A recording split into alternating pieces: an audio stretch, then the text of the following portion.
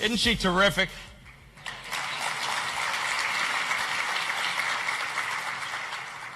Good morning. Everybody's fired up. I think it was that video. That thing was the music. I was fired up, and I didn't even drink coffee yet. So that was great. Kelly, thank you so much. Good morning, everyone. It is really great to be here with all of you in this overflow, sold-out crowd. Wonderful job in putting this together. Kelly, thank you for the kind introduction, and thank you for the incredible job that your team has done in putting this conference together, but also the great work that you and your team do every single day in marketing Maryland being open for business. Let's give the Department of Commerce and their secretary a big round of applause. Thank you, Kelly.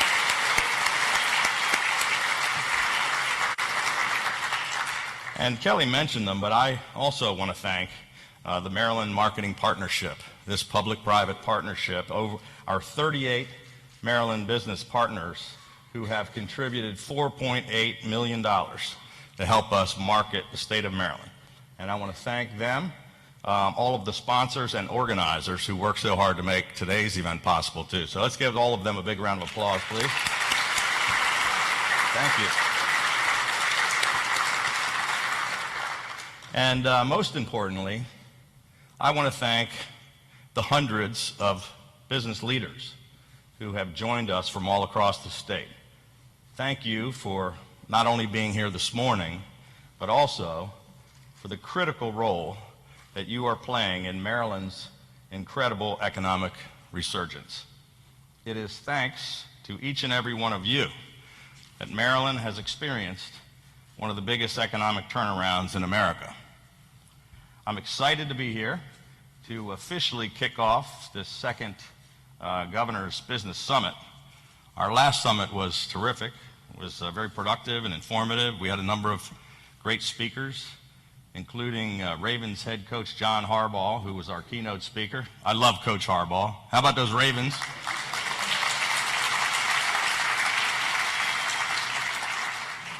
So we have another great summit planned for you today, as Kelly mentioned, and our terrific keynote speaker today is Calvin Butler, the CEO of BGE.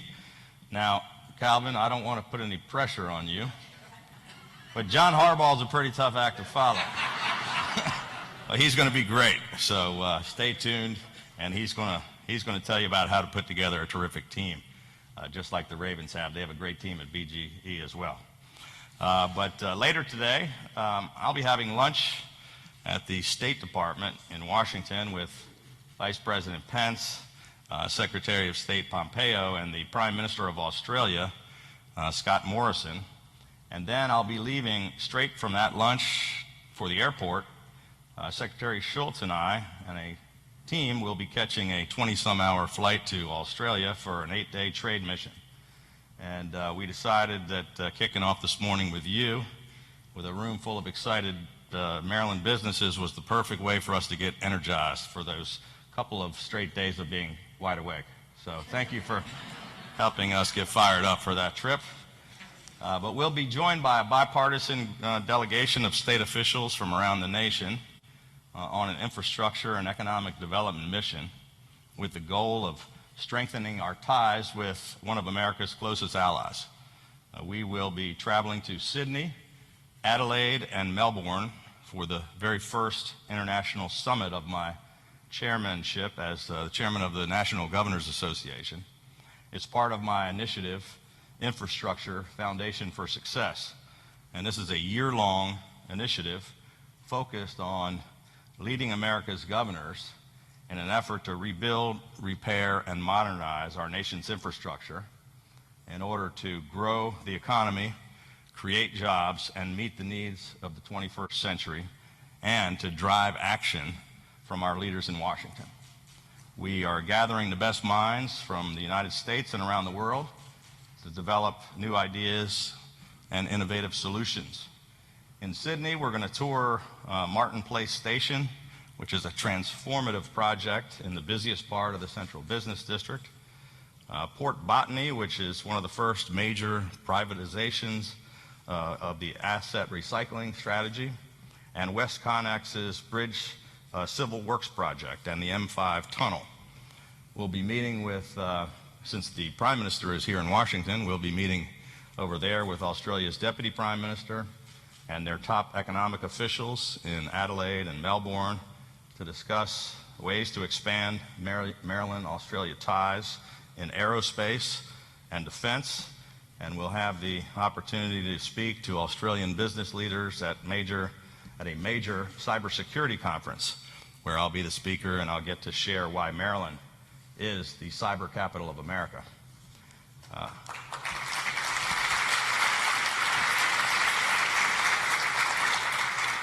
I'm honored to represent all of the nation's governors in Australia on behalf of the NGA, but for most of the rest of the trip, Kelly and I and our team will be focused on selling Maryland. And our state has an incredible story to tell on both the national and international stage. And our success is due in large part to our thriving private sector and the hundreds of businesses represented here today. The focus of this year's Business Summit is one of Maryland's greatest strengths, which is our talented, highly educated workforce.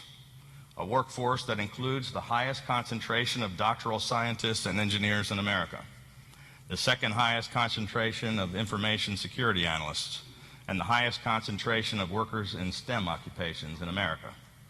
We're home to world-class universities that are developing the brightest, most passionate, and most innovative minds.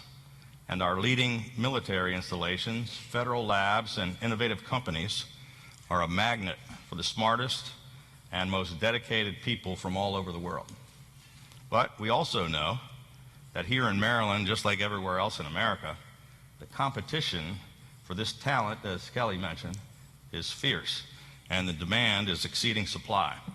And that's why, not just because she's the former Labor Secretary and now Commerce Secretary, but that's why we're focused on workforce development here today, exactly why we're here to share ideas and discuss new strategies for developing our workforce, attracting and retaining top talent, and building a great team for your businesses. As our Commerce Secretary mentioned, we have successfully expanded apprenticeships at a record pace. And my notes here say we're on track to have 10,000, but Kelly said last night we hit 10,500 apprenticeship positions in Maryland for the second straight year. Shows I'm way behind schedule. I did not get the call from Kelly last night, but thank you for. But our youth apprenticeship program, which it began as a pilot program in Frederick and Washington counties in 2015 under Kelly's leadership, has now expanded to 12 jurisdictions, with Baltimore and Montgomery counties joining the program just last week. Our statewide customer service initiative, which was mentioned, has really transformed the way citizens and businesses interact with state government agencies. This includes making more information and services available online. And our award-winning Maryland Business Express website, for example, consolidates information and resources across agencies and serves as a one-stop shop for small businesses and entrepreneurs, giving them the tools they need to plan, launch, manage, and grow their small businesses. Tourism continues to be one of the most important economic engines for our state.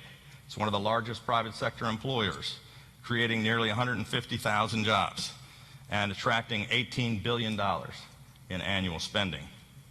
Our manufacturing sector, which until 4 years ago had been declining for many years, has now turned the corner. We've added 6,000 new manufacturing jobs, thanks to our More Jobs for Marylanders tax incentives. We recently won approval for 149 opportunity zones all across the state, including at least one in every single one of our 24 jurisdictions. And we are doing everything in our power to work collaboratively with county and municipal governments and with the private sector to make Maryland's opportunity zones the most competitive ones in America. We're providing $17.5 million in housing tax credits and state housing funds specifically for projects in these opportunity zones. Through the Neighborhood Business Works program, we're providing another $10 million for new and expanding businesses and nonprofit organizations located in opportunity zones. We launched the Opportunity Zone Information Exchange, a one-stop shop website, the very first in the nation, that already features projects and businesses which represent nearly $12 billion of investment. We recently successfully attracted Stripe Inc., a technology company that builds economic infrastructure for the internet, to Baltimore City, adding 200 jobs. Volvo announced it's adding a new machining operation in Hagerstown. And Rada Technologies, which produces electronics for the aerospace and defense industry, recently announced plans for a new headquarters in Germantown, including a new research and development and manufacturing operation. Maryland truly is open for business. Our state's award-winning marketing campaign, as you saw in that video, was recently celebrated for reaching nearly 170 million people since we launched it in 2017. We've taken a balanced and all-inclusive approach to improving and modernizing our state's infrastructure. We've moved forward on nearly all of the state's highest priority transportation projects in every single jurisdiction all over the state. We have 800 projects totaling $9 billion in roads, bridges, and tunnels currently under construction. We have repaved more than one-half of the entire state highway system, something that usually takes decades to do, and invested $150 million in innovative traffic congestion solutions, smart technology, and cutting-edge smart signalization networks. And we invested a record $14 billion in transit, including the construction of the Purple Line project in the Washington Capital Region, where we laid the first section of track 2 weeks ago. It's a unique partnership between the federal, state, and local governments and the private sector, and it is the largest P3 transit project in North America. We also recently approved the largest P3 highway project in the world to relieve traffic congestion on 495, the Capitol Beltway, and I-270. The Baltimore-Washington International Airport, which you also saw in that video, continues to be the #1 airport in the region, not just in the Baltimore region, but in the Washington region as well. #1 in passenger traffic.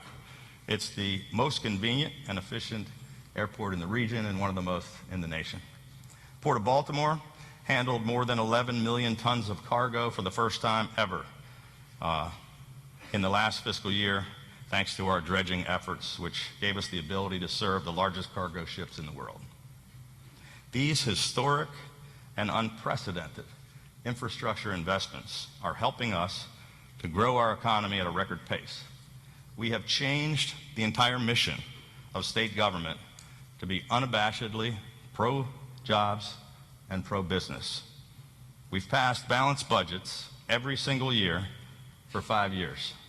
We cut tolls at every single facility in the state by $344 million. First-time tolls have been cut in 50 years. We eliminated, as Kelly said, 250 fees and more than 850 job-killing regulations. And we have not, after 43 tax hikes in a row, leading up to 2014, we have not had a single tax increase since I became governor.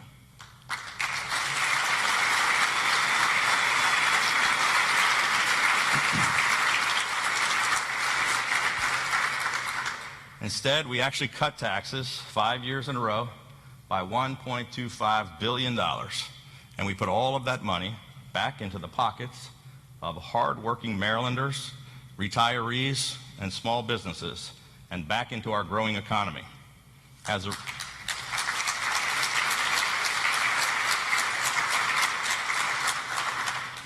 a result, we went from losing 100,000 jobs to gaining 100,000 jobs.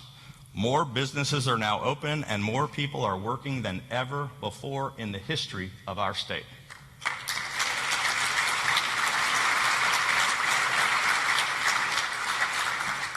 U.S. News and World Report recently ranked the best states in the nation, compiling data in 68 different categories.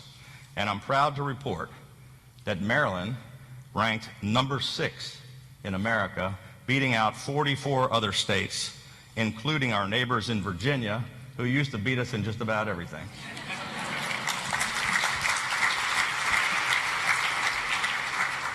Ladies and gentlemen, I am so proud of the progress that we have made together over the past 4.5 years.